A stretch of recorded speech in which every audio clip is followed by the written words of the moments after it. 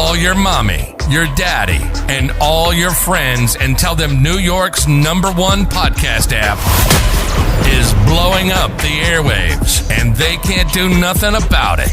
Bashani Radio app. We global, baby. Yeah, baby! Download free for iPhone and Android in the App Store. HurricaneRadio.com, certified #1. Digital talk radio station in the world. The power of women. So, it's always some type of technical difficulties. That's okay. We'll roll through it. We'll make it work.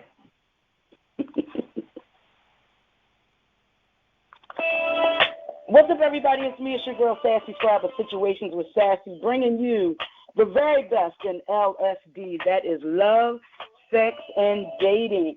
And I want to thank you for continuing to listen to Situations with Sassy here on Verke Radio, New York City, and worldwide on the top 3 podcasting platforms. That's iHeart, iTunes, and Spotify. And once again, I'm bringing you another hot fire show, and this show is actually going to be fire. So what we're going to do, we're going to discuss today sexual health and wellness. And for that, I had the pleasure about a week ago of hearing this young lady speak and another platform. And she was, in 5 minutes, I was like, immediately I need to have her on Situations with Sassy. So I want to introduce to you Taja Ricketts.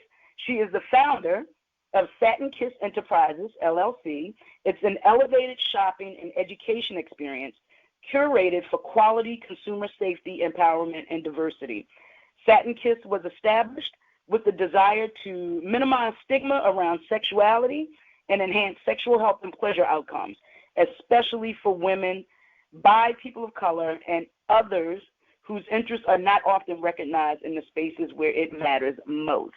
So, Taja, I can't wait to get this started. Thank you for being on Situations with Sassy.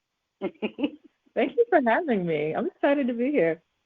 Well, okay, so before the show, I'd asked Taja what was her title. So we're going to go with Pleasure Curator. A few years ago, right, a few years ago, I had the pleasure through my TV talk show, Women Talk Live, we did a Day for Women. It was a panel discussion where we discussed finances, issues related to the community, family, and, of course, sexual wellness. And for that, it started out co-ed.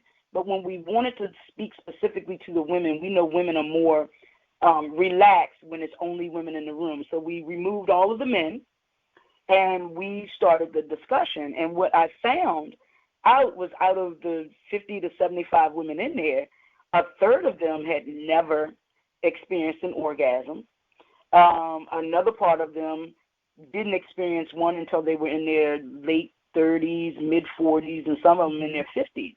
And after they had gotten a divorce, and these women had been married for over 30 years. So when I heard you speak about, for me, being open, and what I feel to be sexually liberated and open when I'm with my partner, I just found it amazing that women don't really take control and understand or know their bodies.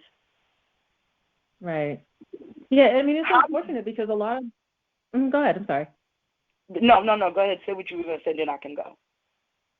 Okay. Well, no, I was just going to say, it really is unfortunate because we, as women, we aren't really given that go-ahead from, in our early stages of development to actually go for what we want. I've spoken to a lot of women who were taught, you're supposed to just lay there and take it. You're supposed to it's all for his pleasure. And if you look at a lot of the sources of where a lot of men get their frame of reference for sex, where they look at porn, for example, usually the climax ends with the man's orgasm. And then it's like, okay, scene over. And exactly. So in general, a lot of women are just not taught that, we are supposed to have pleasure. For goodness sake, we have specifically an organ that's meant specifically for pleasure. Men, their penises, they experience pleasure through the penis, through the prostate. But women, we have a clitoris, which is its only purpose is pleasure. That's it. but no one tells us that. It's considered an afterthought, especially when it comes to sex ed and things like that. But yeah, but I know you were about to ask a question, so I don't want to like overtalk you or anything. I mean, it's your show for goodness sake. How did you get started though? Because I mean, it took me, and I was in like my longest relationship was 15 years. I was with my high school sweetheart for 15 years, and then I was with another guy. So I've only ever had long-term relationships. I'm not going to say I haven't had my hotation and my dalliances, but it took me, I would say, to my mid-30s before I actually realized that I was in control of this vessel. And I have older sisters, and they would say, you know, I had like the heebie-jeebies turning 30 and 35. But they were like, once you turn 40, you're going to understand and get it. And luckily I got around the age of 35, but still I meet a lot of women who they don't really discuss the fact that they're not being pleased. They don't address it. They don't even want to talk to other women about it. They feel that, you know, unfortunately, a lot of them feel that it's not meant for them to be pleased. How do we change that mindset? Well, that's why, you know, women like myself and others in the sexual health and pleasure space exist, because we're trying to change that whole dynamic of being fearful of sex, because there's already so much stigma around it. It's been co-opted as this thing that's untouchable, this thing that is dirty, it's wrong, it's such a huge deal, but I think it's from a lack of education in a number of different ways. So not just sexual education in a formal sense, but we don't talk about it. We're told not to talk about it, men, you know, are often encouraged to talk about it as far as, you know, who they've conquered and how much sex they've had, and they're encouraged to do that, but they're not, you know, told to do it in a healthy way, whereas women are told, you know, good girls don't have sex outside of marriage, and good girls only have sex with one person at a time. And so there's when it's placed in our minds at such in our formative years at such an early age that sex is a secretive thing, you don't talk about it. Women, we especially take that to heart, especially because we're the ones that it's often beaten into our heads not to do it. So I would say now, no matter what age a woman is at, and I've done a workshop with younger girls that are, you know, teen girls, but what I encourage is that, you know, you figure out what it is that you want and reverse that messaging that you've had that sex is bad. There is absolutely nothing wrong with sex. We have chemicals in our bodies that are created specifically to promote us to have sex, to experience pleasure, to procreate. And sex isn't just for procreation, but it's normal. It's as normal as eating and breathing and sleeping. It's a regular part of our lives. If you're religious, then you should, you know, and if you're religious and you think, you know, if you're thinking of the context of God, then you should probably think that, you know, if God made you with these feelings and these chemicals and this body makeup, he must want you to do this. There's nothing wrong with it. But just in general, we have to take ownership of our bodies and ownership of our sexuality, and realize that a lot of what we've been taught is, you know, it's miseducation, or we haven't been taught at all. So it's a matter of taking charge of our own sexuality and educating ourselves about our bodies, about our sexuality, finding out what it is that we want as individuals and going for it, and realizing that the world is big enough. You're going to find somebody who's into the things that you are, and they're going to appreciate you for who you are. And when you're confident in your sexuality and who you are as a person just in general, people have no choice but to follow through, but to follow your lead and treat you the way that you want to be treated. Absolutely. That is 100% spot on. And I get a lot of my content to do shows from various social media platforms when I'm in these groups and I hear certain things, and it just really, it boggles my mind that we still, unfortunately, we still live in this patriarchal society. So women who love, experience, and want to enjoy sex for the sake of it, just to have that pleasure release to get that monkey off your back, you still have that scarlet letter, you know, and that double standard, as you said. Men are taught that this is what you're supposed to do, whereas women are taught, like you said, It's just one person at a time. And I encourage, especially dating, I encourage women to date multiple men. I'm not saying they can they should sleep with multiple men. I'm just saying they need to have their options there. And I think that it's so ingrained in the Black community that Black women are the most uncoupled women on earth, and that we're most likely never to get married. 70% of us are single, but that, something like that. But the statistics is, more than half of the women do get married. So you have, a higher percentage. I think we have to look at marriage in a different way in our community. I noticed in college, for instance, you'll see the non-Black women in college who will align themselves with the jocks in their freshman and sophomore year, but by their junior and senior year, they're aligning themselves to set themselves up for that security. And you see it all the time, and that is what is instilled within them, where we're taught that, we hear this mantra of that you don't need a man. And obviously this pandemic has showed us that we all need somebody, whether we want to admit it or not.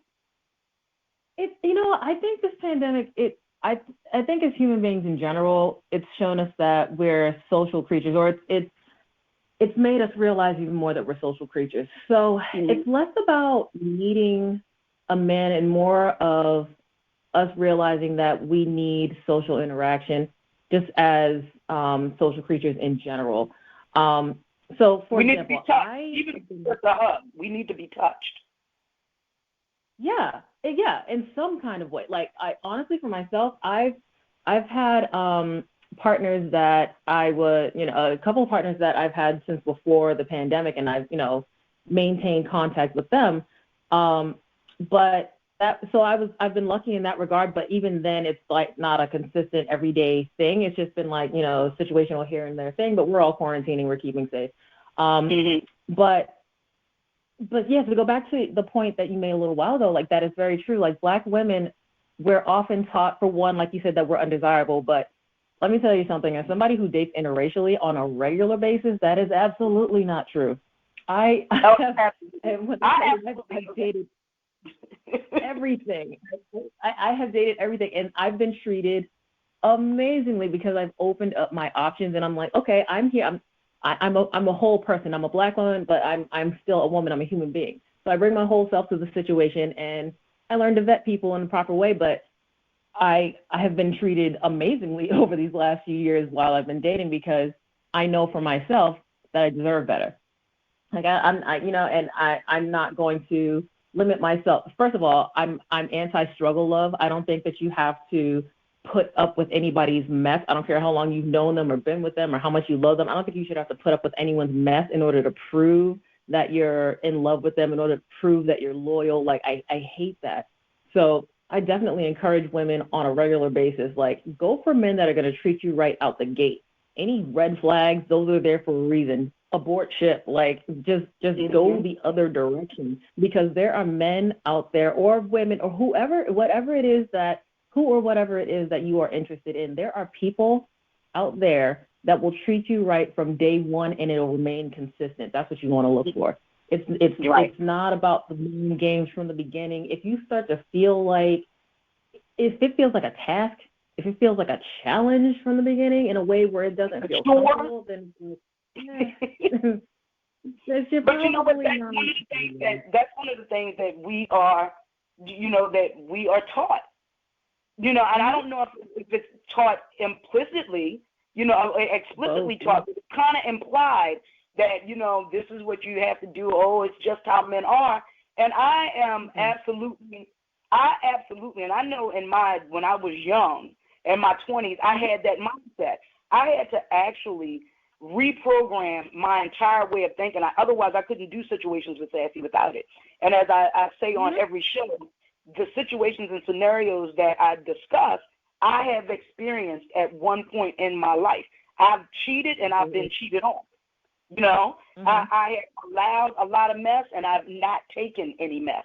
So it all comes down to your accountability, which is one of the the mission of the show is to get women to be accountable for their actions.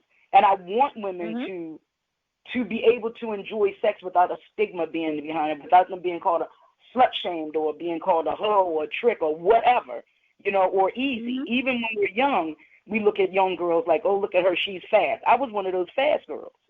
I hate that. I hate that because often it's like, first of all, society puts a lot of pressure on girls, first of all, on our bodies, where it's like we're developing breasts and our butts are getting rounder and we're getting more curves.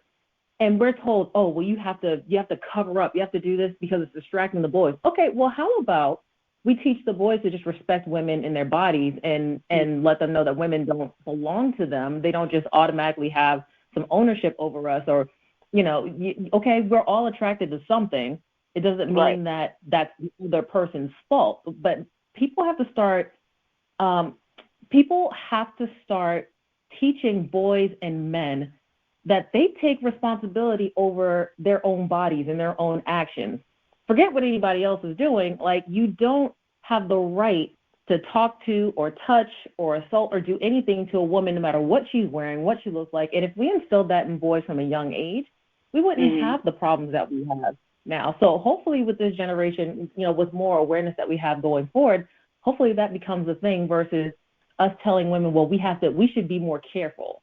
We shouldn't have to be more careful. Like, we have to go to the schools. It's like, no, well, no matter where a woman is, like, a woman can, like, okay, for example, when women are often assaulted, it's like, oh, well, maybe she shouldn't have put herself in a situation, or the whole idea of, well, what were you wearing, or you should dress. I've had a guy recently say, well, you look good, but I would be careful dressing that way because I don't agree with it, but some men, they are more likely to assault you because of what you're wearing. I said, he actually said that. I said, if a man's going to assault you, he's going to assault you. It's a matter of power. It's not a matter of attraction. He's going to assault a woman whether she's dressed up to head to toe in, I'm sorry if I'm pronouncing it wrong, in like a burqa.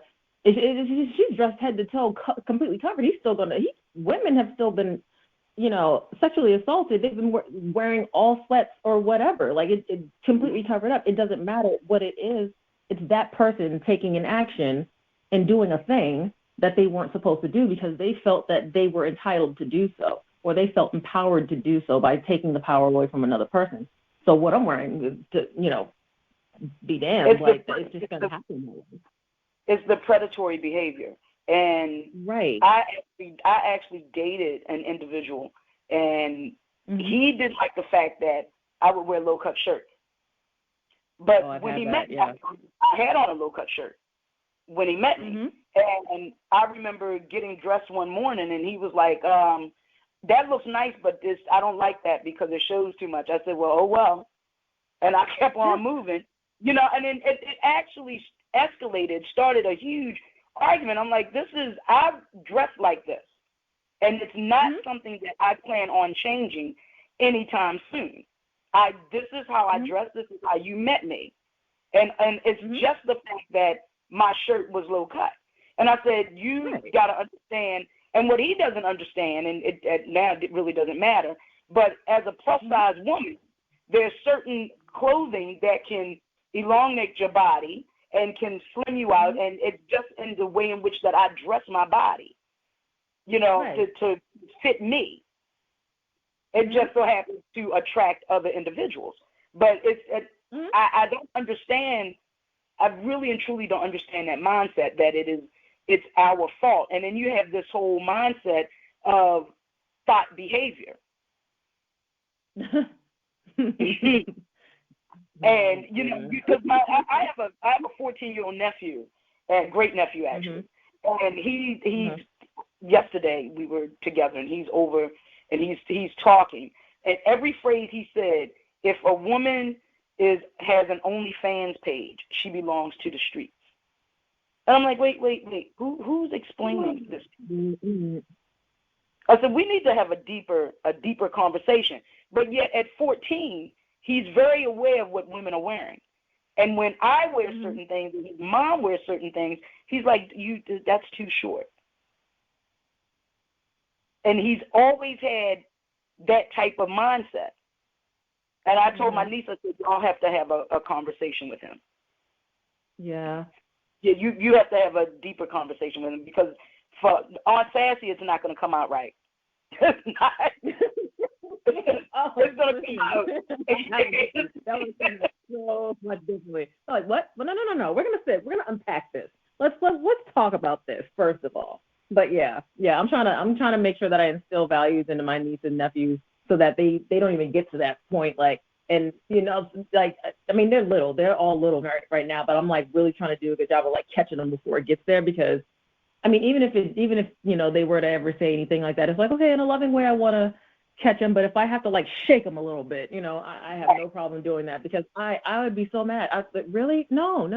But I know that they get it from their biological father. Well, he does. The older one is more quiet. He doesn't really say much. But the younger one, he gets that every time they visit, he comes back with more, masculine, hyper masculinity BS that we have to, let them. First of all, it's such a toxic situation.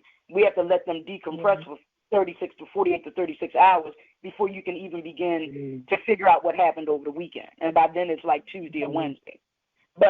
And I know that's where they get it from because they don't hear those types of conversations from their stepfather. Right. So we know exactly where it's coming from. But like you said, I'm like, you need to have that conversation now.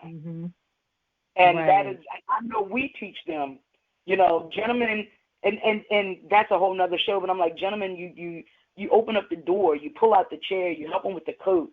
It's certain things that you do. You hold the door for them. You open the door for them. And it's just, and I said it's a whole nother show, but it's a whole group of women who are so damn independent that they don't even want a man to do that. Yeah, those kinds of things get tricky. With like gender roles and those dynamics. I was gonna say before we go on, like I keep hearing about OnlyFans that it keeps coming up, like especially over the pandemic, and I'm like, get your money. Like just there is nothing wrong with being on OnlyFans. Like these women are making bank. They're getting money to do things that they would have been doing otherwise. They would have probably been sending a picture to a guy, hey, I want to see a picture of you. But instead now they're getting paid to do it. Get that money. Sex work is real work. There's nothing wrong with that. But listen, I said if I could figure out how to do it without having my face in it and people knowing it was me, and the mind is working. The mind is working. Because I mean, I looked at it, and this one dude is getting like $100,000 just for people looking at his feet. Yeah, I'm telling you, there's foot fetish. There's so many fetishes out there that you'd be surprised. Your face, they're like, I don't care about your face. I just want to see you do X, Y, and Z. And you have to build a following, and the money doesn't come overnight. But still, once you get that audience going, yeah, absolutely. Like, that's why I'm just like, it's just another way for men in society to shame women out of autonomy over their own bodies. And there's nothing wrong with nudity. There's nothing wrong with the human form. And there's nothing wrong with a woman enterprising over what she came out of the womb with. Like she can make money out using her own body as long as she's consenting. There's nothing wrong with it. Right. So what would be, when it comes to women and owning their sexuality, what 3 tips would you be able to share with them regarding that, like having that conversation if they're with a mate and they've been with the mate a few times and they're not being pleased? How would they broach that subject with them? Because the ego of the man is so damn fragile. How would they approach it? What would you suggest? It better not be.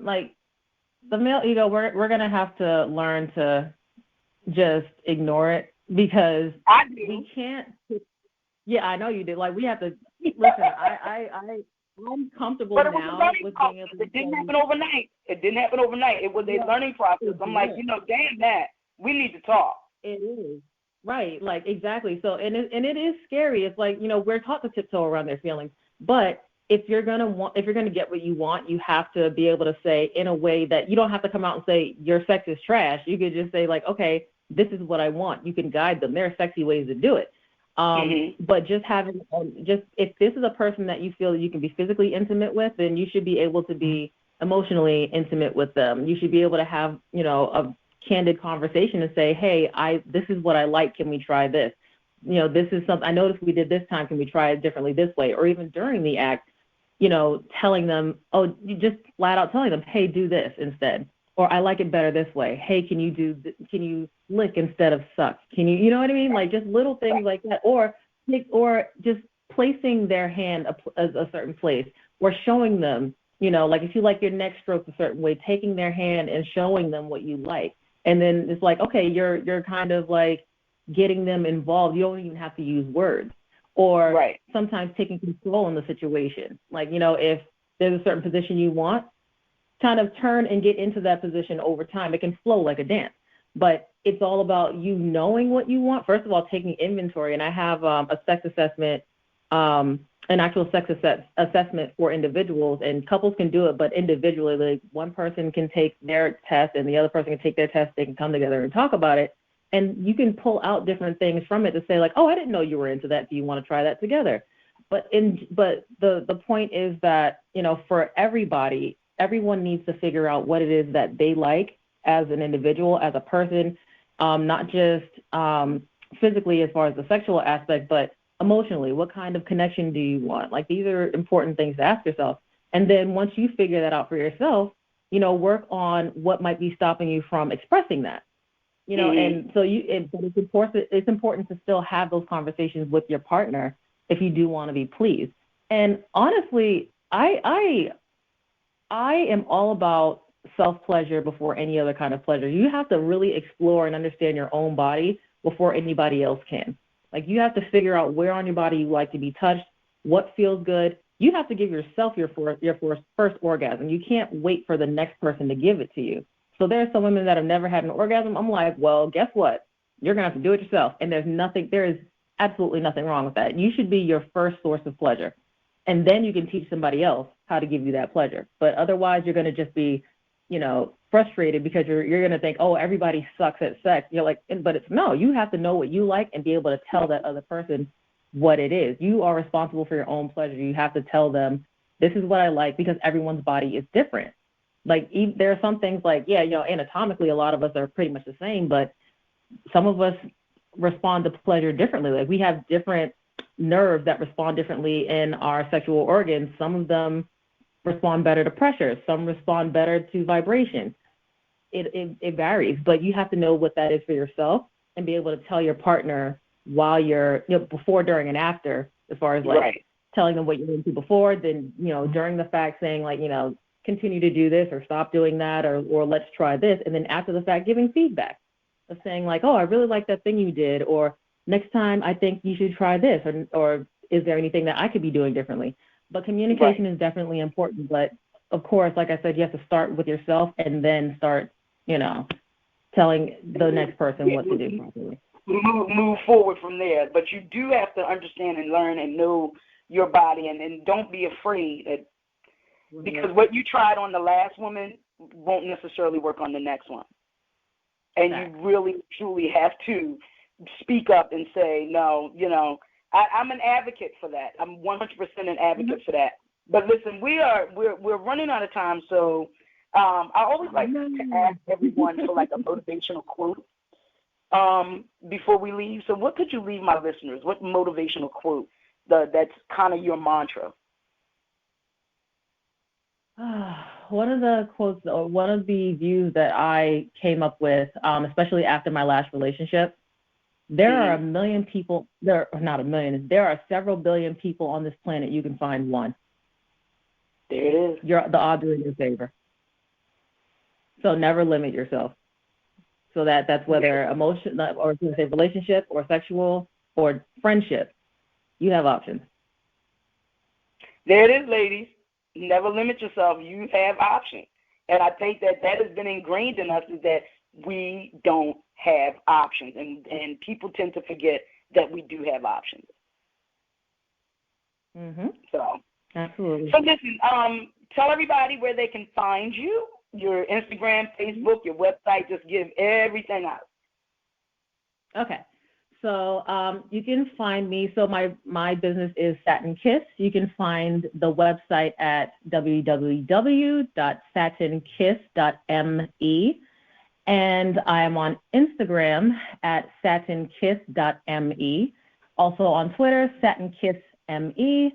And on Facebook, /satinkiss. So yeah, and also email is contact@satinkiss.me. So any platform that you reach out, everything is confidential. You're gonna, I'm gonna be the one to respond to you. There's no such thing as TMI. You can ask me anything, and I'm happy to help. Well, there it is, guys, and I am already following you. And I thank you for being on the show. I really appreciate the information that you shared with the listeners. I know that out of my 4 million listeners that this will definitely help one, if not, more than half of them, because we really need it. And the majority of my listeners are women, and, and I get feedback from them, and some of them are actually having, issues around sex. So that's why I wanted to have you on the show, and I really and truly appreciate you coming on. So listen, you definitely have to come back. This will not be the last time. When you let me know, because I love having these conversations and I love helping people. So I am ready to talk. There's so many more things we didn't even get to cover. Like we changed the topic so much, but listen, you let me know. I'm ready. Well, I thank you, and I will definitely have you back, and we can cover all of those other items that we missed. Great. Yes, let's do that. Okay. Thank you. All right. Thank you. Take care. All right.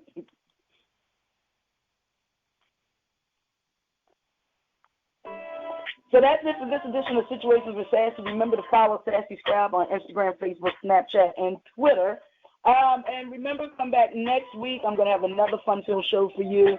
Remember to live every moment, laugh every day, and love beyond words. Until then, peace.